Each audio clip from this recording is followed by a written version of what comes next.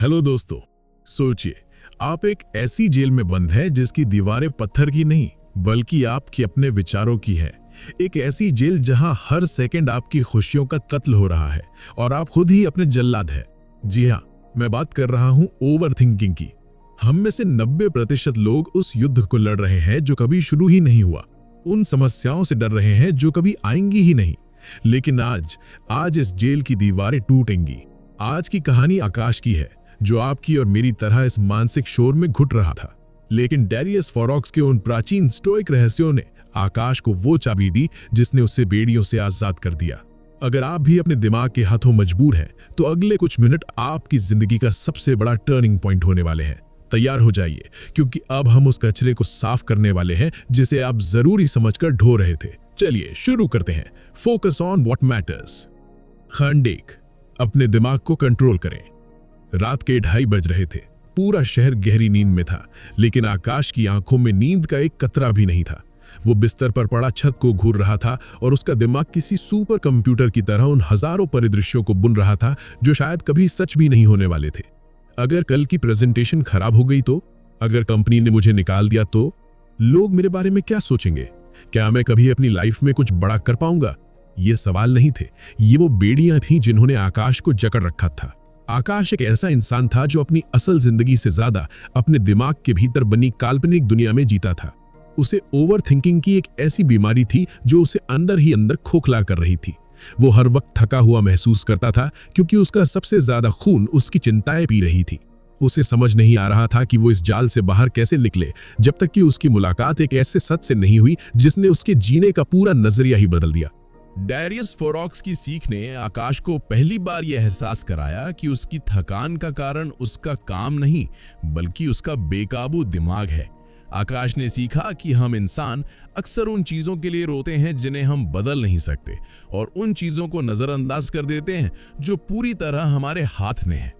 एक सुबह जब वो अपने काम के बोझ से बुरी तरह टूटा हुआ था, उसने खुद को एक कमरे में बंद किया और स्टोइकिज्म का वो सबसे बड़ा सिद्धांत आजमाया जिसे कंट्रोल का दायरा कहा जाता है।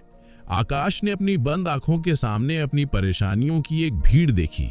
महंगाई, दूसरों की राय, बॉस का मूड, मंदी का डर और अपना बीता हुआ कल। फिर उसने खुद से एक कड़वा सवाल पूछा, आकाश, क्या इनमें से एक भी चीज ऐसी है जिसे तू आज अपनी मुट्ठी में कर सकता है? जवाब था नहीं।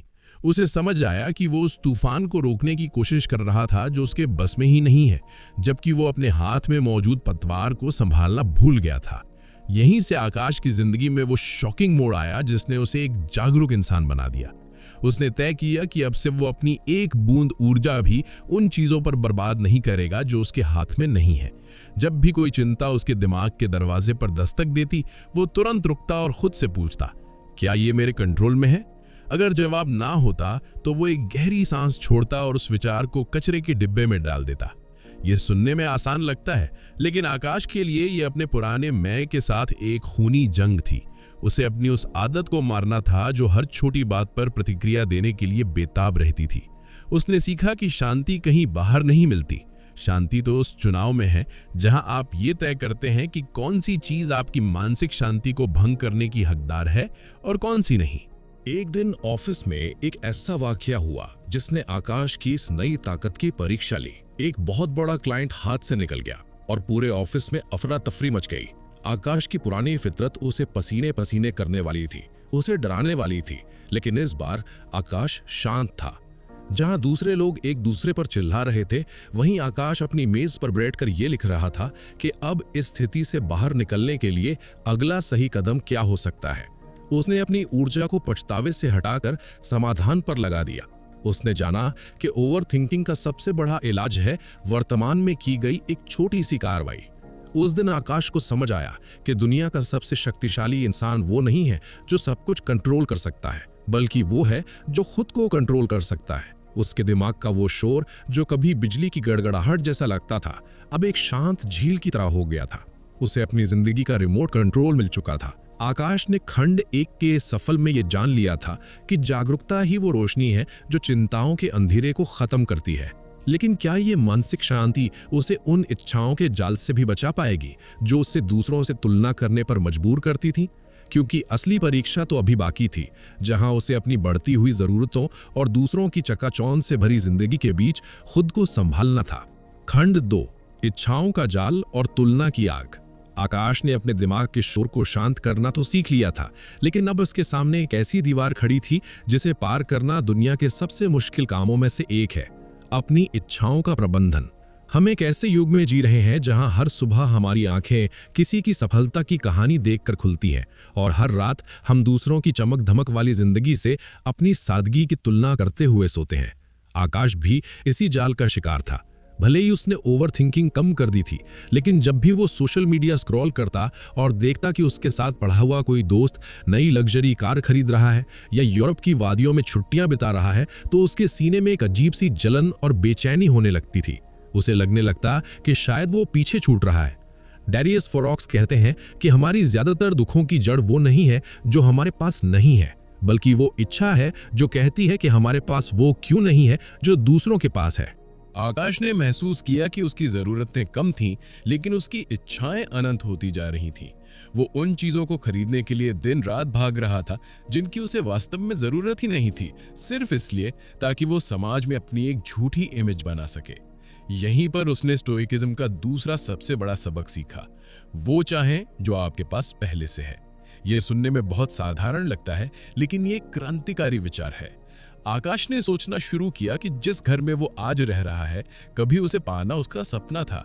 जिस नौकरी को वो आज बोझ समझ रहा है, कभी उसे पाने के लिए उसने रातें जागी थी।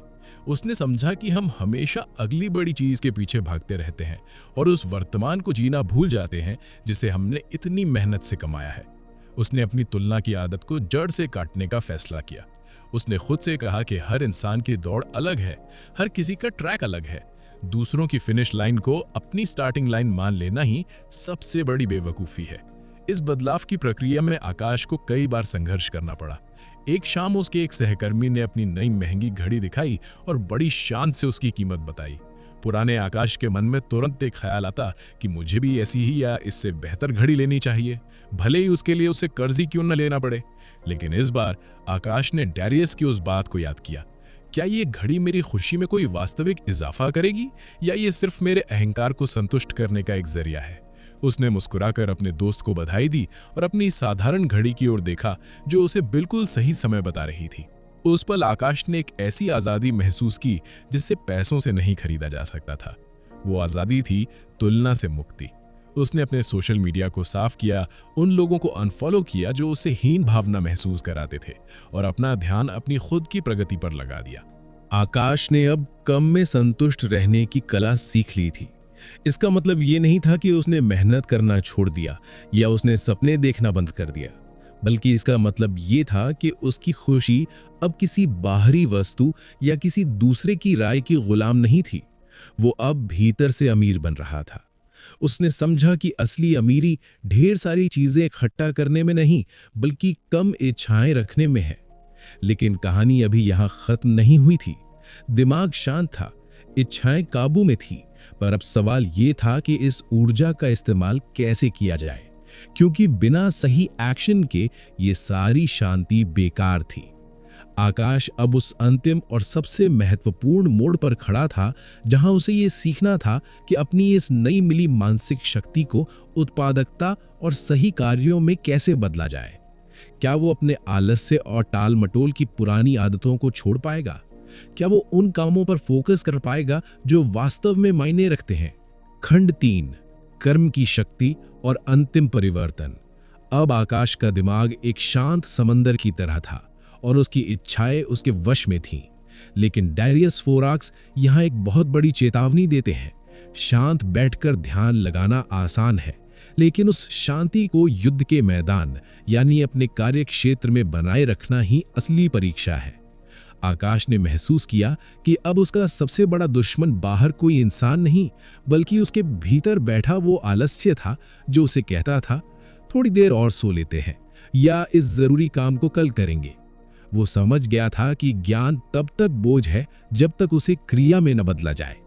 यहीं से शुरुआत हुई आकाश के उस रूपांतरण की, जहां उसे सीखना था कि वो करे जो जरूरी है, ना कि वो जो आसान है। आकाश ने अपने दिन को बारीकी से देखना शुरू किया। उसने पाया कि वो अपना कीमती समय उन छोटे छोटे बेकार कामों में बर्बाद कर देता था जो उसे थका तो देते थे, लेकिन उसे उसके जीवन के बड़े लक्ष्यों के करीब नहीं ले जाते थे।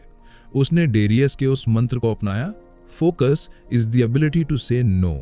आकाश ने उन मीटिंग्स को ना कहा जो बेनतीजा थी, उसने उन गप्पों को ना कहा जो दूसरों की बुराई से शुरू होती थीं, और उसने उस मोबाइल नोटिफिकेशन को ना कहा जो उसकी एकाग्रता के महल को हर 5 मिनट में ढहा देता था।